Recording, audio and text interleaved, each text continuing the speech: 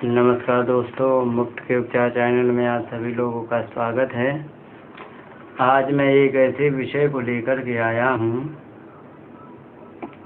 जिसकी जीवन में बहुत ज़्यादा आवश्यकता है, लेकिन उस विषय को मैंने नहीं तैयार किया है। वह विषय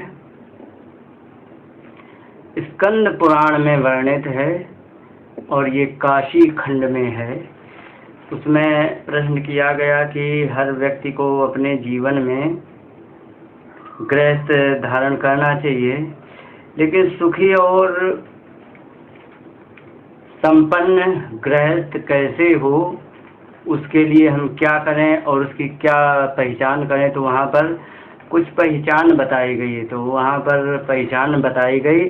उन्होंने कहा कि कुछ पहचान मैं बताता हूँ, इसे देख करके आप अपने सुखी जीवन साथी को ढूंढ सकते हैं। अब पहचान क्या है, अब ये मैं उस विषय को बता रहा हूँ कि उसमें कहा कि सबसे पहले चेहरा देखो।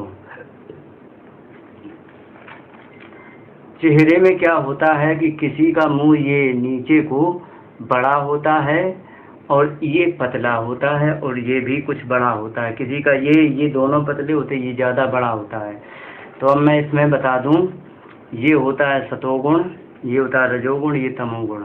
अब जो जिसका ज़्यादा बड़ा हो, आप वही जान लीजिए, वही गुण उसका ज़्यादा प्रभावी है। मैंने बहुत ऑब्जर्व किया, बहुत देखा है, और बिल्कुल यथार्थ में सत्य ही होता है और ऐसा ही हुआ है।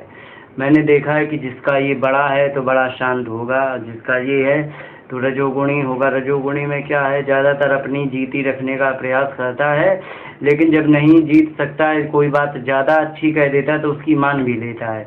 लेकिन तमोगुणी होता है तो तमोगुण में तो एक ही होता है कि अपनी अपनी चलाना, कोई सही कहे या गलत कहे, हमारी जीती रहे, यही तमोगुण की पहचान होती है। तो उसमें कहा है कि चेहरा देखें।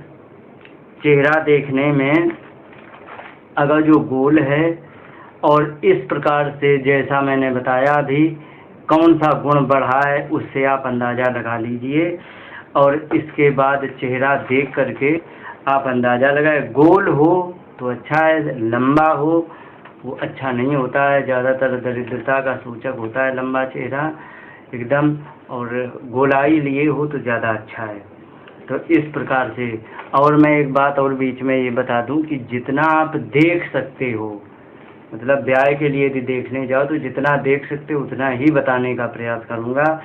अब इसके बाद चेहरा देख लिया, माथे पर दृष्टि डालें।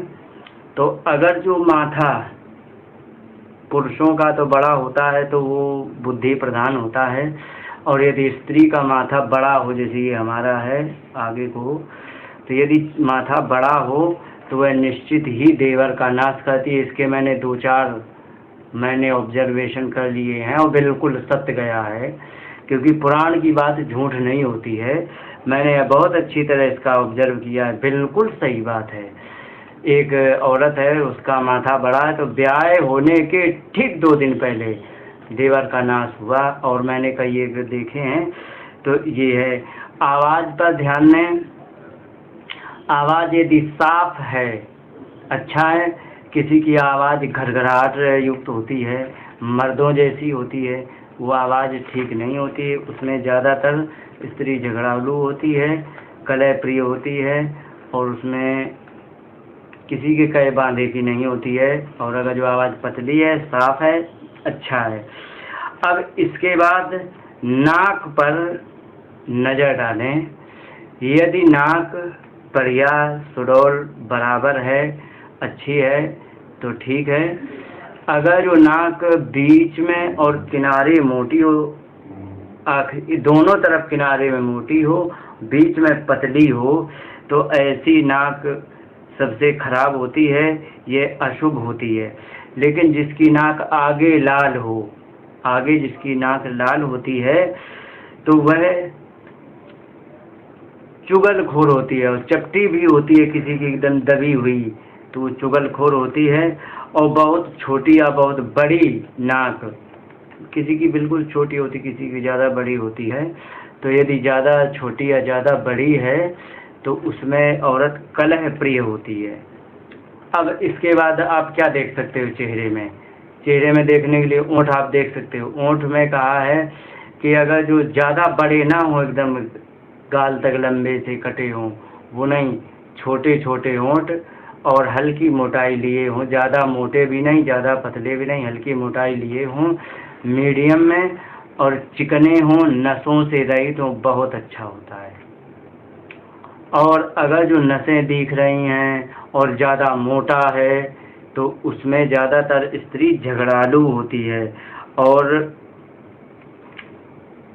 ज़्यादा वो झगड़ा ही करेगी। किसी स्त्री का ओंठ ऊपर वाला ऊपर को पलटा हुआ होता है, एकदम गोल ऐसे घुमावदार होता है, उसमें स्त्री दरिद्रणी होती है ना।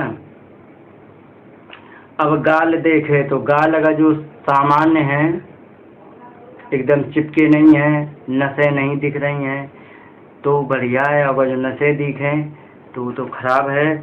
इसके बाद दांत देखे, दांत अगर जो समान रूप से हों, ऊपर और नीचे के और समान रूप से हों तो ये शुभ होते हैं। किसी किसी के स्त्री के दांत पीले होते हैं और छिदरे दूर दूर होते हैं, वो दरिद्रनी होती है। और किसी के विकराल दांत बड़े बड़े आगे को निकले होते हैं, बुरे लगते हैं देखने में, तो ऐसी स्त्री पति का नाश करती है। और जिसके दांत छिदरे दूर दूर होते हैं, मतलब जैसे कुत्ता के होते हैं, एक इधर एक इधर एक इधर, दूर दूर खूब गए पर बीच में आपस में चपके नहीं है, तो वो स्त्री कुलटा होती है। ऐसी स्त्री यदि है तो कुलटा होती। कुलटा का मतलब घर में किसी की माननी नहीं है, अपनी अपनी ही चलाते रहना। और उसमें आप फिर इसके बाद गला देख सकते हो। गला में नसें यदि दिख रही हैं तो थोड़ा अशुभ है, और नसें नहीं दिख रही तो बहुत अच्छी बात है। भौहें आप अगर जो देखो तो कभी कभी भौहें आपस में जुड़ जाती हैं, तो आपस में यहाँ भौहें जुड़नी नहीं चाहिए, और यदि जुड़ गई हैं तो खराब है। और अगर जो दूर दूर है, पतली हैं, समानांतर धनुष जैसी बनी हुई हैं तो बहुत अच्छी है। इसके बाद हाथ देखें। हाथ आप गद्दी पे यदि नज़र पड़ जाए आपके, तो गद्दी में देखना किसी की नसें बहुत दिखती हैं, तो अगर जो नसें दिखती हैं तो उसको दरिद्रनी भिखारिनी है। अगर जो बढ़िया मोटा हाथ है, चिकना है, मुलायम है, वह बहुत शुभ हाथ होता है। और इसके बाद जिसमें ज़्यादा रेखाएं हों, पता लगे एकदम रेखा ऐसी है जैसे पेन से किसी ने बहुत निशान मार दिए, कोई रेखा क्लियर ना हो, ज़्यादा रेखाएं होती, वो विधवा होती है। और बिल्कुल रेखाएं ना हो जिसमें, वो दरिद्रनी होती है। और नसें दिखें हाथ में तो भिखारिन होती, वो तो पहले ही बता दिया।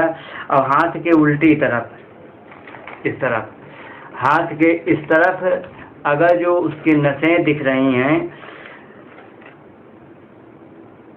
तो भी भिखारिन होती है।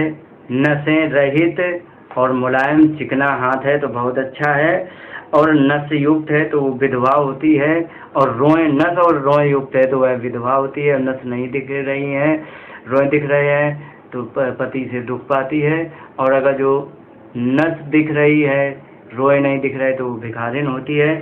इस प्रकार से और देख करके इसके बाद आप क्या नज़र, बाकी तो सब बंद ही होता तो बताया, तो पूरे अंग का एक एक अंग का बताया, लेकिन मैं उतना बता रहा हूँ जितना व्यायाम में देखने जाएं और आप देख सकें। अब आते हैं पैर की बात। पैर पर बहुत गहराई से विचार किया गया। पैर को यदि गहराई से आप देख लो तो आप उसके जीवन का पूरा बायोडाटा निकाल सकते हैं। पैर यदि है तो पैर अगर जो ज़्यादा लंबा है तो दरिद्रणी है, पैर ज़्यादा लंबा नहीं है, ठीक है, मीडियम में है तो ठीक है। और यदि पैर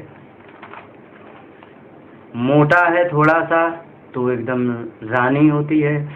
अगर जो पैर की उंगलियों पर बहुत अच्छा विचार किया गया, अंगूठे के ठीक पास वाली उंगली यदि अंगूठे से बड़ी हो तो निश्चित ही वह व्यभिचारिणी होती है, अपने पति के कहे बांधे में नहीं रहेगी। ऐसे यदि पति जिस व्यक्ति को ऐसी पत्नी मिली हो तो उसके सामने परिणाम होगा, और यदि नहीं है तो कोई देख लेना, आपके सामने परिणाम आ जाएगा। जिस स्त्री की अंगूठे के पास वाली उंगली बड़ी होगी दोनों पैर की, कभी कभी एक एक की होती है तो उसमें थोड़ा सा प्रेम व्यवहार ब्याह के पहले चलता है, लेकिन ब्याह हो जाने के बाद फिर वो सही हो जाता है, उससे कोई दिक्कत नहीं है। दिक्कत तो खैर ठीक है, लेकिन अगर जो दोनों पैर की बड़ी हैं तो फिर वो कहे में बांधे में नहीं रहेगी, किसी की नहीं सुनेगी, किसी की नहीं मानेगी, पति बेचारा कुछ भी कहे उसकी सुनने चलने वाली नहीं है। अब इसके बाद जिस स्त्री की कनिष्ठिका माने पैर की सबसे आखिरी छोटी वाली उंगली यदि जमीन को ना छुए तो ध्यान रखना वह एक बार विधवा या एक बार डिवोर्स लेकर के दूसरा ब्याह करेगी। अगर जो 2 उंगलियां नहीं छुई है तो 2 बार वो विधवा या डिवोर्स होगा, तीसरा ब्याह करेगी। 3 उंगलियां नहीं छूती हैं तो 3 बार ऐसा होगा, और जब 3 बार ऐसा होगा तो फिर जब 3 बार ब्याह हो जाएगा तो काहे को किसी की सगी रहेगी, वो तो फिर इधर उधर चुने खाएगी। और जिसकी बीच की 2 उंगलियां, कभी कभी देखना 2 उंगलियां छोटी होती है किनारे की, एक कनिष्ठिका उसके साथ वाली अनामिका, तो ये अगर जो किनारे की उंगलियां, अब मैं पैर की उंगलियां नहीं दिखा सकता हूँ, हाथ की उंगली से बताओ। जैसे पैर का मान लो तो ये अंगूठा हो गया, ये हो गई तर्जनी, मध्यमा, अनामिका और कनिष्ठिका, ये है।